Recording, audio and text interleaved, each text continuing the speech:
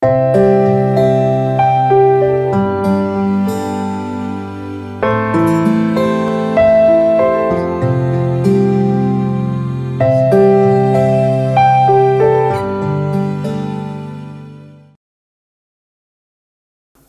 hari ini kita akan membahas satu tema tentang ada orang-orang yang menikah atau pasangan suami istri yang menikah tapi mereka belum dikaruniai keturunan atau mungkin juga tidak.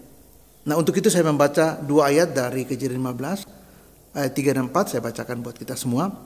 Lagi kata Abraham, engkau tidak memberikan kepada keturunan sehingga seorang hambaku nanti menjadi ahli warisku.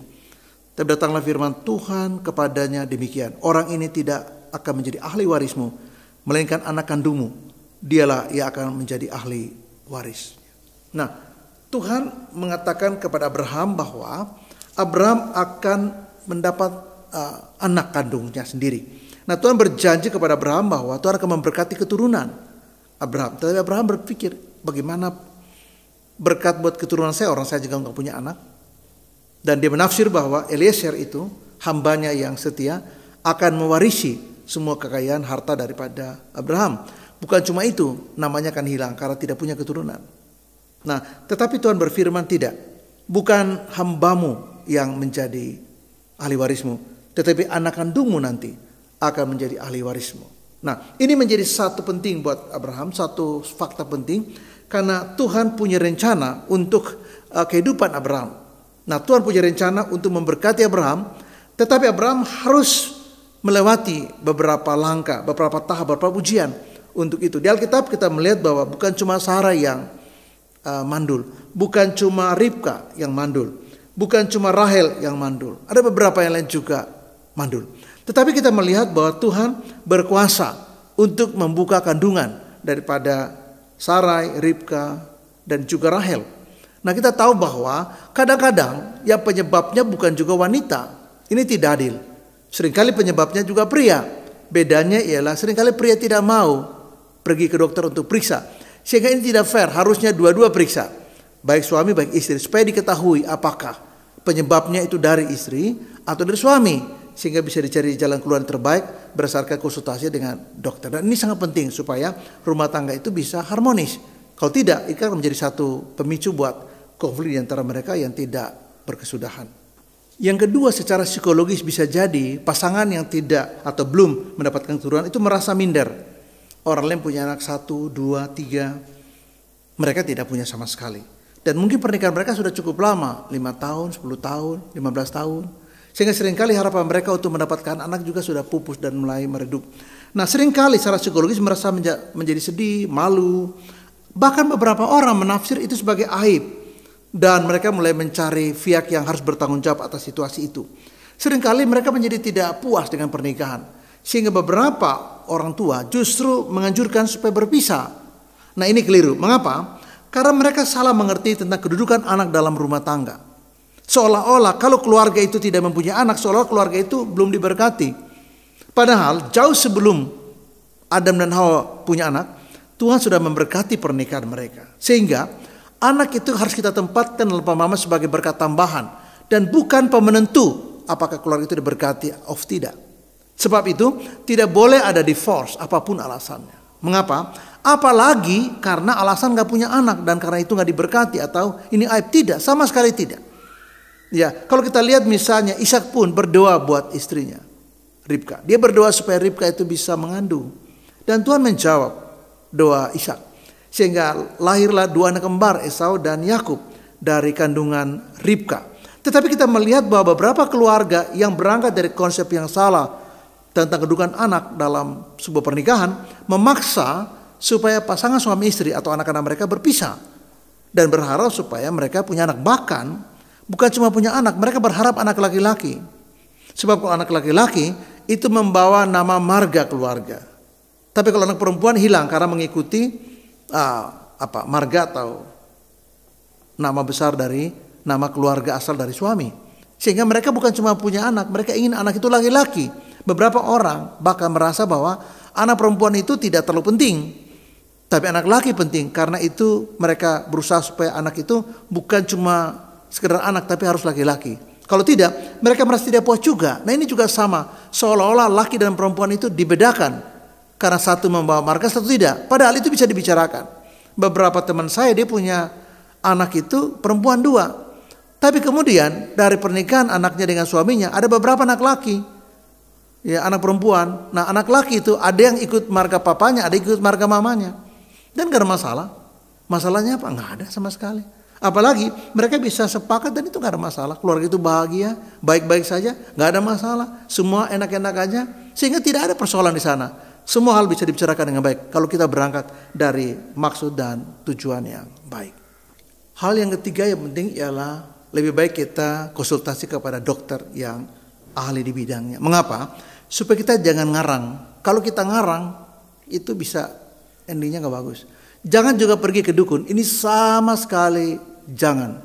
Saya tidak sama sekali merekomendasi ke dukun karena itu berbahaya sekali. Beberapa orang pergi ke dukun dan malah jadi kacau.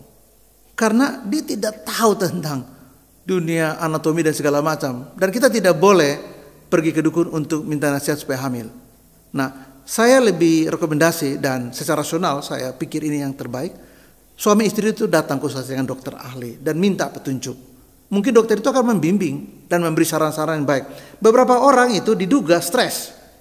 Suaminya stres berat sehingga sulit untuk bisa mendapatkan keturunan. Dan ketika dia konsultasi ke dokter, ada jalan keluar. Sehingga apa? Dia punya anak bukan cuma 1, 3 bahkan. Ya, yang 1 tamat dari TB, 2 dari perguruan tinggi yang lain. Nah, dulu dia menikah 8 tahun gak punya anak. Dan dia coba konsultasi ke A, ke B, ke C. Ya kita berdoa juga pasti. Sebagai orang percaya kita pasti berdoa. Seperti Ishak berdoa buat istrinya Ribka dan mengandung 2 anak kembar. Tetapi juga jangan lupa bahwa Tuhan memakai dokter untuk menolong kita. Karena dia mempelajari bidang itu. Dia tahu anatomi. Saya nggak tahu. Saya nggak belajar itu. Saya belajar perjanjian lama, perjanjian baru, konseling, misiologi, kristologi, apologetika. Jadi saya tidak tahu anatomi. Jadi kalau datang kepada saya, barangkali saya mendoakan. Tapi kalau tanya tentang harus dilakukan apa untuk menolong pasangan yang belum hamil, itu tidak tepat datang ke saya, datang ke dokter. Dari dokter bisa memeriksa, oh ini suaminya spermanya gak bagus, oh ini istrinya terlalu stres, ini suaminya terlalu juga stres. Coba kalian pergi refreshing dan tolong jangan bawa HP, jangan bawa iPad. Kalau you pergi refreshing bawa iPad, bawa HP, ya bagaimana kalian refreshing? Kalian stres di situ. Coba ketawa-ketawa, coba refreshing, coba relax, coba pergi ke sana, coba liburan dulu. Karena kamu terlalu padat, kerjaan kamu terlalu menumpuk dan ini membuat kamu tidak bisa ya konsentrasi dan ini tidak baik buat kalian berdua. Nah, nasihat dokter itu yang paling tepat untuk hal ini. Kenapa?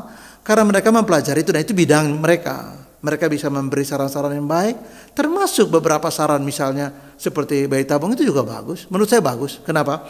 Karena itu sesuatu yang bisa diterima oleh rasio sehat, oleh akal sehat, oleh sesuatu yang saya pikir itu jauh lebih baik daripada kita spekulasi ke dukun dan endingnya malah buruk untuk semuanya, baik untuk suami, baik untuk istri dan yang lain sebagainya. Nah, jadi pergilah ke dokter untuk minta petunjuk, biarlah konsultasi, jangan 1 hari, harus sampai beberapa kali sampai kita betul-betul bisa mengikuti saran-saran yang baik dan bimbingan yang baik dari dokter untuk kebaikan kita, untuk mencapai tujuan kita.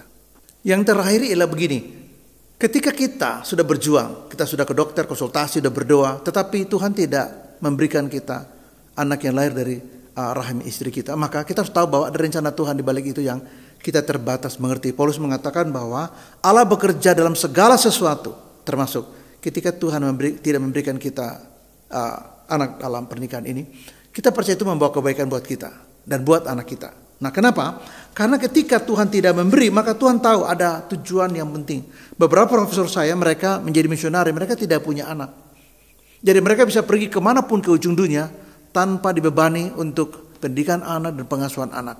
Itu bukan berarti bahwa Tuhan tidak percaya kepada mereka untuk mengasuh anak-anak. Bukan berarti begitu. Memang benar bahwa ketika Tuhan memberikan anak-anak dalam pernikahan ini, maka tanggung jawab yang sangat besar bagi orang tua ialah bukan cuma memahami anak-anak mereka, tapi mendidik mereka dalam kebenaran. Mengajarkan mereka tentang kebenaran. Menjadikan diri kita teladan buat mereka. Dan ini sangat penting. Nah, ketika Tuhan tidak memberikan keturunan dalam pernikahan kita, itu tidak berarti selalu bahwa Tuhan tidak mempercayai kita. Tetapi Tuhan punya rencana yang baik bagi kehidupan kita. Sehingga apa? Barangkali kita bisa lebih fokus untuk pelayanan. Bagaimana kita lebih fokus untuk memberi hidup kita bagi banyak orang. Nah, seperti saya bilang tadi, beberapa profesor saya mereka tidak punya anak. Tapi mereka punya anak rohani yang ribuan. Saya salah satunya. Ya, saya mengenal beliau waktu saya masih sangat muda. Sampai beliau mengembuskan nafas, itu sudah sangat tua di usia 90-an. Saya masih menyaksikan bagaimana pengaruhnya pada anak-anak rohaninya. Jadi dia secara biologis tidak punya anak, tetapi secara spiritual dia punya anak rohani yang sangat banyak. Dan banyak di antara anak rohaninya itu menjadi pemimpin-pemimpin rohani yang luar biasa. Saya salah satunya. Nah, saya mengatakan bahwa kalau kita perlu adopsi, ini juga kesempatan untuk memberkati orang lain. Ada banyak anak-anak di panti asuhan yang tidak tahu siapa ibu dan bapaknya. Mereka ditaruh aja begitu. Saya suatu hari berkunjung ke panti asuhan dan saya lihat ini anak bagus sekali ya. Umurnya 15 tahun, kembar. 2 anak perempuan kembar. Saya tanya siapa orang tuanya. Pengasuh panti asuhan mengatakan kami tidak tahu. Karena waktu panti dibuka jam 5:30 ada dus Indomie 2 dan di situ sudah ada 2 bayi yang ditaruh dan tidak nangis karena mungkin baru disusui oleh ibunya. Dan sampai sekarang kami tidak tahu siapa orang tuanya. Jadi ada banyak sekali anak-anak yang di luar sana yang tidak punya orang tua. Kita punya kesempatan untuk memberkati mereka dengan mengadopsi mereka. Ingat, kita juga anak adopsi. Tuhan angkat kita untuk menjadi anak-anaknya karena iman dalam Yesus. Nah, ambil kesempatan juga ketika kita tidak punya anak, mungkin kita bisa memimpin banyak orang sehingga menjadi anak rohani kita, atau mengadopsi, menolong anak-anak yang tumbuh tanpa mengenal siapa orang tua mereka. Kita bisa menebar kasih sayang buat mereka dan memberkati mereka sehingga kalaupun kita satu waktu dalam pernikahan atau kita tidak diberi Tuhan kesempatan untuk mendapatkan anak, itu sekali lagi tidak ada korelasi dengan Tuhan tidak mempercayai kita untuk mendapat anak kita. Tetapi ini ada maksud Tuhan yang terbaik buat kita. Kita bisa memberkati banyak anak-anak yang tidak punya orang tua, mengadopsi mereka. Tapi kita juga bisa melayani dengan prioritas yang lebih fokus, lebih tinggi buat pekerjaan Tuhan. Kenapa? Karena tidak dibebani oleh mengurus anak-anak. Nah, sehingga apa?